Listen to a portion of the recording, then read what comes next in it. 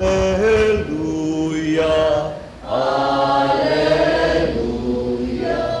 Alleluia. Alleluia.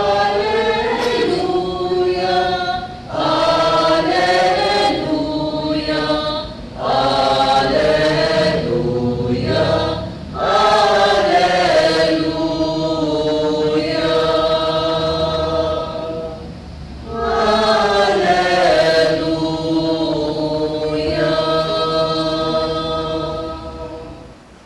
Ang Ginoo maanaa kaninyo.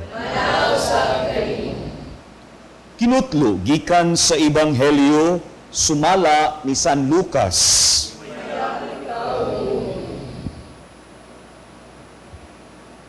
Unya miduol ang usa ka magtutudlo sa balaod ug misulay pagbitik kang Jesus. Nangutana siya, magtutudlo unsay kinahanglan kong buhaton aron ako makadawat sa kinabuhing dayon? Si Jesus mitubag kaniya, unsa may giingon sa kasulatan, giunsa man nimo kini pagsabot. Ang magtutudlo sa balaod mitubag, higugmaa ang Ginoo nga imong Dios sa tibuok mong kasing-kasing ug sa tibuok mong kalag ug sa tibuok mong kusog ug sa tibuok mong huna-huna, ug higugmaa ang imong isig katawo ingon sa paghigugma mo sa imong kaugalingon. Mitubag si Jesus, husto ang imong tubag, buhata ka na ug makadawat ka sa kinabuhi.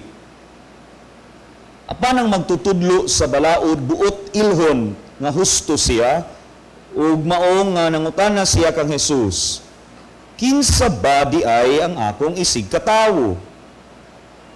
Si Jesus mitubag, may usa ka tawo nga milugsong gikan sa Jerusalem ngadto sa Jericho ug gibanhigan siya sa mga tulisan.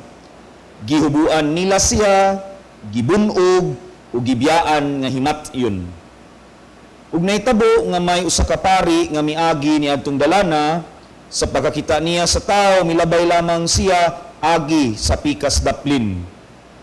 Unya nahiagi usab ang usa ka Levita ug miduol siya ug mitan-aw sa tao ug unya misaylo lamang agi sa pikas daplin. Apan may usa ka Samarianhon nga nagpanaw niadtong dalana, nahiagi sa gitulisan ug sa pagkakita niya sa tao naluoy siya.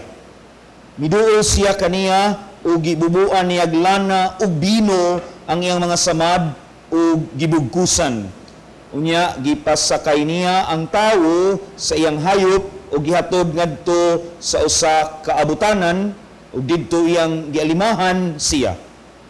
Sa pagkaugma mihatag siya 2 ka denaryo ngadto sa tig-atiman sa abutanan ug mitugon, galma siya ug ginigbalik ko dinhi, bayran ko ikaw sa imong magasto. Ug si Jesus mitapos sa pag-ingon, karon kinsa man niining tulo sa imong huna-huna ang nagpakita nga isig katawo sa gitulisan? Ang magtutudlo sa balaod mitubag, kadtong naluoy kaniya, si Jesus miingon, busa, lakaw ug buhata ang sama sa iyang gibuhat. Ang Ebanghelyo sa Ginoo.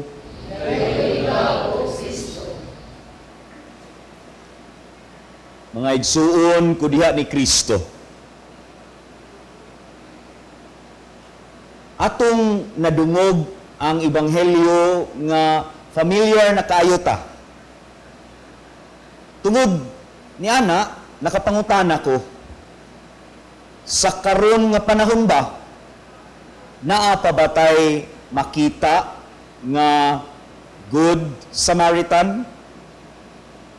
Makakita pa ba ta og sama ni ining kinaiyaha sa Good Samaritan?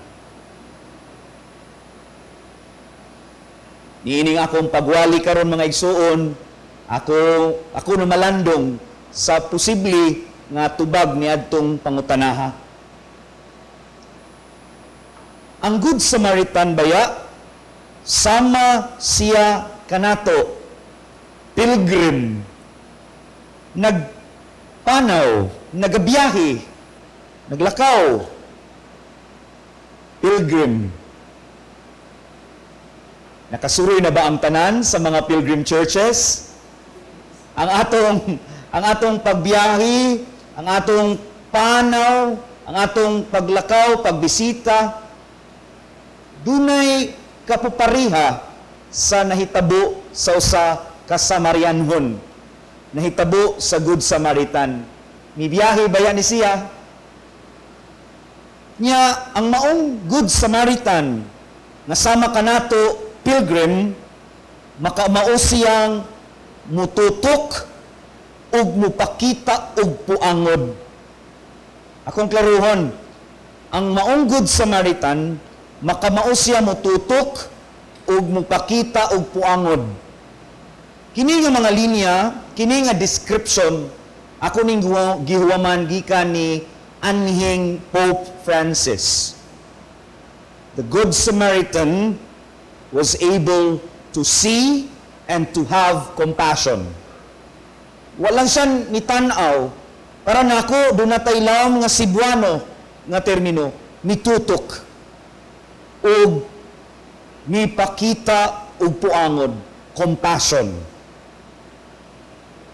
Ug base niya na mga igsuon, tuguti ko pag paambit, unsay atong mamahimo nga ilhanan nga naapa di tay makita sa atong panahon karon ba nga mga Good Samaritan andam mututok ug andam mo pakitag puangod sa iyang padayon nga panaw.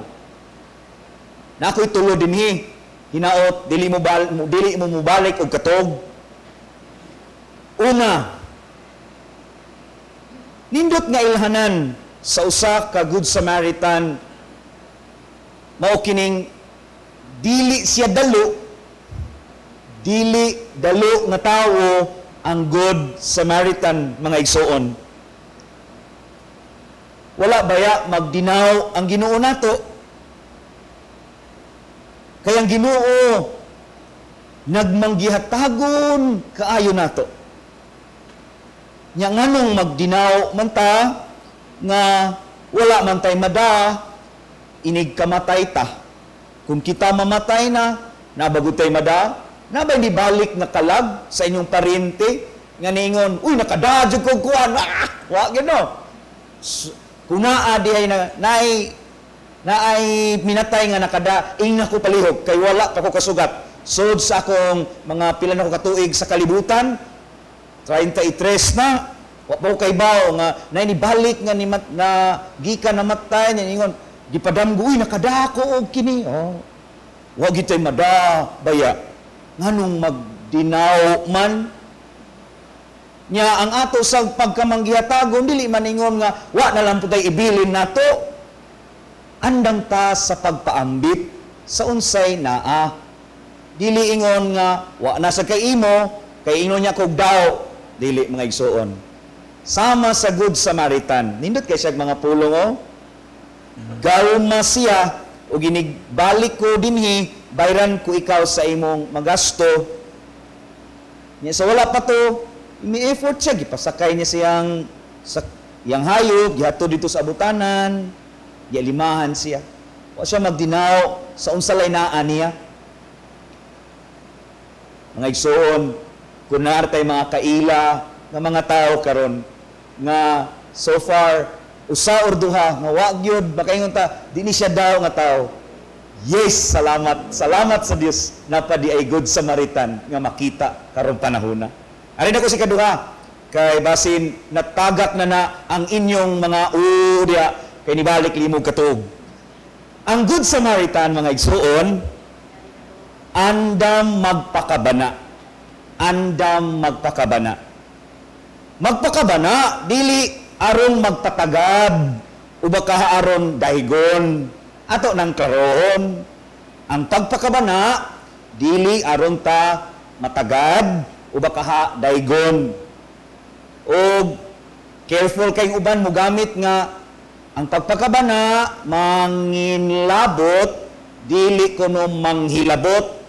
Pero mo mas at home ko para walay lalis kaayo pagpakabana. Tinudanay ang ato paghatag og kaayuhan sa atong isig katawo. Pagpakabana kana. Sa English pabitaw, to do the good for its own sake. Para nako kana mo inindot nga pag-intindi sa termino pagpakabana. Nga mibuhat kita sa tinuuray sa unsay ikaayo sa atong isig katawo. To do the good for its own sake. Because it is the good. Bahalag wala ni appreciation sa uban. Bahalag usahay dili din makit-an sa uban. Pero sayod ta, it is good. Sample ni ini kanang works of mercy, corporal works of mercy. We do that for its own sake. Ug kining nahitabo karon sa ebanghelyo, it is a corporal works of mercy. Buhat kini sa kaluoy. Ningon din sa translation, ang Samariano nga nagapanaw ni adtong dalana miagi sa tulisan ug sa pagkakita niya sa tao na luoy siya. Tungod siyang kaluoy, nagpakabana siya yang gida nga to sa abutanan. The rest is the story. Dili unta kita mag-apas og balos kana mo'y pagpakabana. Ikatulo, sa dili pa kumupadayon sa ikatulo, kung duna kita'y nasinati nga naaday nagpakabana pa na ako, bisan inaanin niya akong dagway, inaanin niya akong kahimtang, kamo mga masakiton, bisan tuod. Dili tiaw, dili lalim ang inyong kahimtang. Apan duna mo'y nasinati nga pagpakabana sa inyong palibot, naapa ang Good Samaritan. Ikatulo katapusan, aron makatug na tagbalik. Bitaw, katapusan mga igsoon, dunay ang Good Samaritan goes beyond the comfort zones. Beyond sa iyang comfort zones. Nga naman, dili baya niya to kaila niya ang mga Samarianhon wa gina mag-ayo ilang buot o wa gina mag-ayo ilang relasyon sa mga Hudiyo. Apan tanawa ang maanindot nga buhat sa Good Samaritan. He goes beyond the comfort zones. Na ako'y nakita nga hagit. Nga ang atong mga nangalagad diha sa gobyerno ba, wapay usa ka buwan sukad sa ilang paglingkod. Sila nga mga nakadaog sa milabay nga midterm elections. Sila nga atong iampo that they will go beyond the comfort zones ba. Hinaot madala nila ang maong kinaiya sa Good Samaritan nga wa magtan-aw kay di nato kaalyado, di nato kapartido, di nato tagaan sa unsay angay nga hinabang o tabang. Lain. Hagbay ra ang campaign period, diha ta na mga partido sa campaign. Pero ikay nakadaog, hinaot ang atong pagpakabana, ang atong pagpangalagad alang sa tanan, uy. And all the more, hagiton ug iampo ta ang atong mga namunuan nga dili lang sila komportable diha silang opisina, mususigid sila sa tinuod nga kahimtang. They should go beyond the comfort zones. Ug kung doon na tayo kaila nga mga nakadaog, nga padayon, ug naningkamot, nga siya ni gawas sa iyang comfort zone, salamat, nanay natakdan sa pagka-Good Samaritan. Mga igsoon ko din ni Kristo, kini nga mga ilanan, dili daw, andam sa pagpakabana, me go out beyond sa iyang comfort zone, kinaiya kini sa Dios. O hinaot, di ta malimot, kini nga Dios nagpakatao, mipuyo uban ka nato.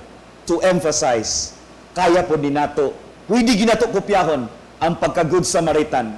Di ta magdinaw, andam ta magpakabana, bahalag misinterpret sa uban, basta I do it for the goodness sake. And labaw sa tanan, bisan usahay lisod, sangpit ta sa Ginoo, we go beyond our comfort zones. Hinaut taunta.